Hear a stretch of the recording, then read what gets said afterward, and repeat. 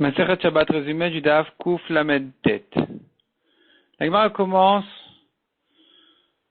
par accuser les mauvais juges et dire que toutes les punitions qui viennent sur les générations, si tu vois une génération où il y a beaucoup de détresse, sache que ça va vérifier les juges d'Israël, car toutes les punitions qui viennent au monde ne viennent qu'à cause des mauvais juges d'Israël. Et la Gemara autour de ça se prolonge tout au long du Hamoud, comme quoi c'est ça ce qui a provoqué la destruction de Yerushalayim. Donc les mauvais juges, ceux qui les renforcent, les maîtres qui enseignent selon leur paye, donc ils enseignent ce qui va faire plaisir à celui qui l'a payé davantage, les prophètes qui donnent des prophéties en fonction de leur paye aussi, pour le bien ou pour le mal, et ainsi de suite. La Gemara dit que quand ces mauvais juges-là seront terminés, c'est là où la délivrance viendra, c'est là où la Shrina reviendra sur Israël. La Gemara ramène encore un passage qui dit Akadosh Baruch Hu a cassé le bâton des Rechaïm et des gouverneurs, et la Gemara dit ça fait allusion à des Talmidei Chachamim qui renforcent des mauvais juges dans leur famille, et donc ça c'est eux les Rechaïm qui seront, enfin ce bâton-là, cette force-là de ces Rechaïm, elle sera cassée, qui est donc les Talmidei Chachamim qui renforcent ces mauvais juges. La Gemara dit encore Yosef Hatzadik, le fils de Yaakov, depuis le jour où il s'est séparé de ses frères, il n'a pas goûté de vin. Ses frères, eux, ils ne se sont pas saoulés depuis le jour où ils se sont séparés de lui jusqu'au jour où ils se sont rencontrés, mais peut-être, c'est discuté dans la Gemara, à savoir est-ce qu'ils se sont quand même permis de goûter du vin.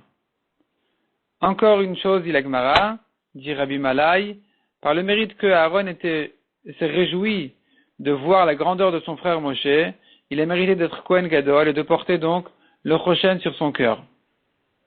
La Gemara ensuite ramène que 3 questions étaient posées par les gens du village de Bashrar, et à chaque fois on leur a donné une khumra spéciale parce qu'ils n'étaient pas des Bnei Torah, et on craignait leur donner la kula pour ne pas qu'ils se laissent aller à permettre davantage. Première chose, est-ce qu'il est permis d'étendre une kila sur le lit, comme on a vu dans le précédent? Réponse, non, c'est interdit. On leur a même pas proposé la solution qui avait été dite dans le DAF précédent, de mettre sur la kila une ficelle, de manière à pouvoir ensuite l'étendre pendant Shabbat. Ça, a priori, c'est permis, mais à eux, on ne permet pas cette chose-là. Donc la kila, on rappelle, la kila, c'est quelque chose qui sert à protéger celui qui dort sur son lit. Donc il a comme une sorte de tente autour de lui, d'un drap qui est tendu sur lui et sur les côtés du lit. Et ça, on craint la tente pendant Shabbat, mais si ça avait déjà été un peu préparé avant Shabbat, on a le droit a priori de l'étendre, mais pour eux, on ne l'a pas permis. Deuxième question qu'ils ont posée, c'est un certain légume qui s'appelle kshuta, houblon. Est-ce que on craint un mélange d'espèces que de le mettre, de le semer, de le planter dans une vigne? Et on leur a répondu que c'est interdit, malgré que on aurait pu leur permettre, à nouveau, parce qu'ils n'étaient pas Bnei Torah. Troisième question qu'ils ont posée, un mort qui est mort pendant Yom Tov, qu'est-ce qu'on en fait? Est-ce qu'on peut l'enterrer? Réponse, ni avec des Juifs, ni avec des Goïm, ni le premier jour du Yom Tov, ni le deuxième jour du Yom Tov. La Gemara dit que le premier jour du Yom Tov, a priori, on a le droit de l'enterrer par des Goïm, le deuxième jour de Yom Tov, même par des Juifs, mais eux qui n'étaient pas Bnei Torah, on ne leur a rien permis.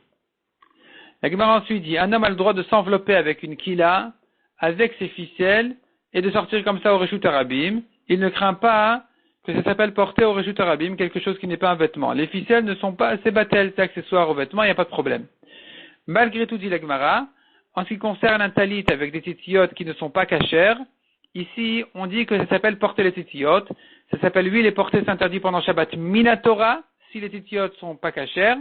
Donc, si ça s'est déchiré ou quelque chose comme ça, c'est interdit Minatora de sortir avec pendant Shabbat, car ici, les titiyot ne sont pas accessoires aux vêtements, ils ont une importance en soi.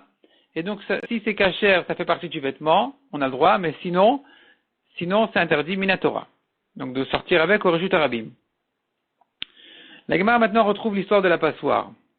Un homme, pendant Yom Tov, on a vu, il est interdit de mettre la passoire sur son récipient. Si elle est déjà posée dessus, il a le droit de faire passer dessus son vin.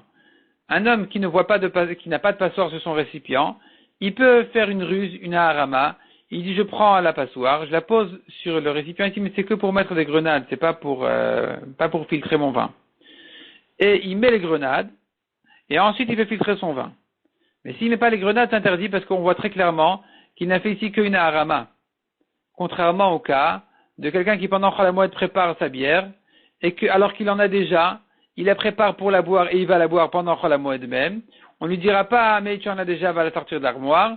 Ici, c'est une harama de faire semblant qu'il en a besoin pour Chol HaMoed, qui n'est pas tellement visible, elle n'est pas tellement claire. Celui qui le voit, il peut pas s'imaginer, il n'est pas obligé de comprendre qu'il n'en a pas besoin.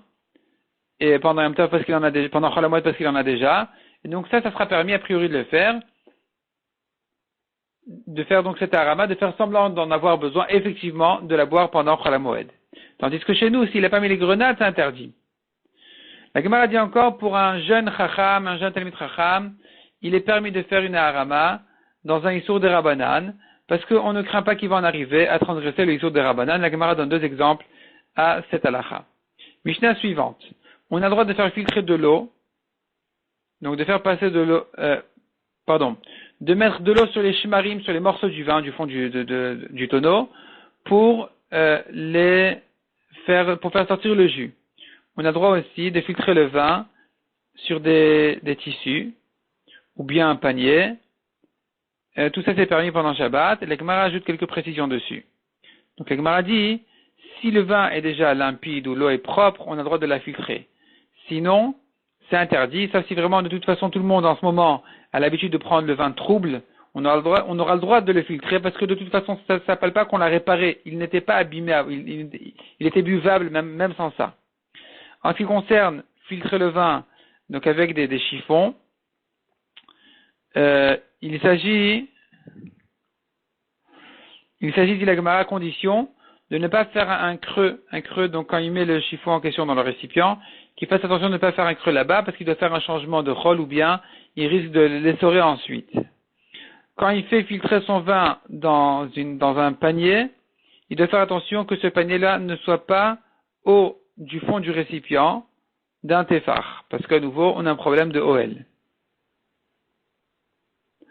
La Gemara dit ensuite, de mettre un tissu pour couvrir sa bassine de vin, c'est permis à condition que ça ne couvre pas toute la bassine, mais que la moitié de la bassine.